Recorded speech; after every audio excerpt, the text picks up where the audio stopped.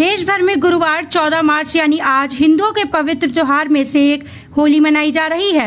हर और लोग होली के रंग में डूबे नजर आ रहे हैं। हर साल फागुन मास की पूर्णिमा को होली मनाई जाती है।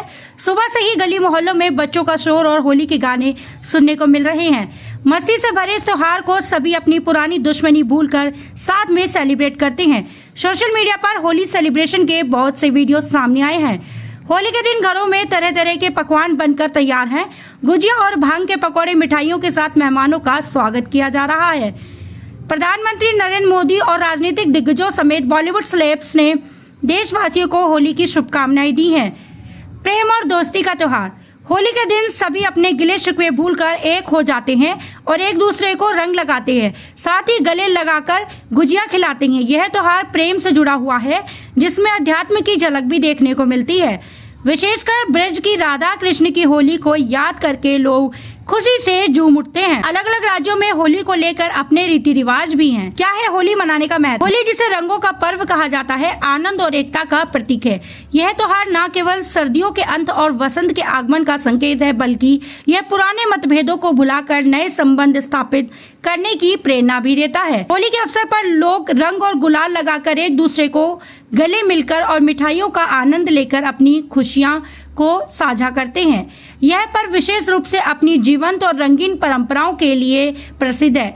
इस दिन गलियों और मोहल्लों में लोग ढोल नगाड़ों की धुन पर नाचते हैं, गुजिया, ठंडाई और विभिन्न व्यंजनों का स्वाद लेते हैं और पूरे उत्साह के साथ रंगों की मस्ती में लिपट जाते हैं। पौराणिक मान्यताओं के अनुसार वैदिक काल से ही होली का पर्व मनाया जा रहा है। ऐसा माना जाता है कि होली के दिन नए संवत की शुरुआत होती है। चैत्र कृष्ण प्रतिपदा के दिन ही धरती पर प्रथम मनु का जन्म हुआ था। इसके अलावा इसी दिन कामदेव का भी जन्म हुआ था। इस खुशी को मनाने के लिए ही होली मनाई जाती है। महादेव और कामदेव की कथा। पौराणिक कथाओं के अनुसार माता पार्वती महादेव से विवाह करना चाहती थी, लेकिन महादेव मान ही नहीं रहे थे। माता पार्वती की समस्या को देखकर कामदेव ने मदद की सोची। महादेव अपनी तपस्या में लीन थे। जब कामदेव वहां आ पहुंचे, कामदेव ने भगवान शिव की तपस्या को भंग करने के लिए उन पर पुष्प बाण चला दिए। महादेव ने क्रोध से अपनी आंखें खोली और कामदेव अग्नि से भस्म हो गए। इसके बाद महादेव की नजरें माता पार्वती पर पड़ी और वे विवाह के लिए मान गए। माना जाता है कि महादेव ने कामदेव को एक बार फिर जीवित कर दिया था। इसके बाद से ही होली मनाई जाने लगी। राधा कृष्ण से जुड़ी है कथा।